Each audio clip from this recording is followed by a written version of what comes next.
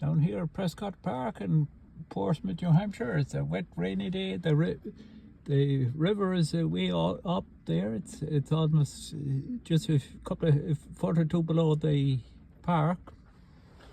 It's a wet day. The full parking lot. I don't know where the people went, but there's nobody out in the park. It's all wet today.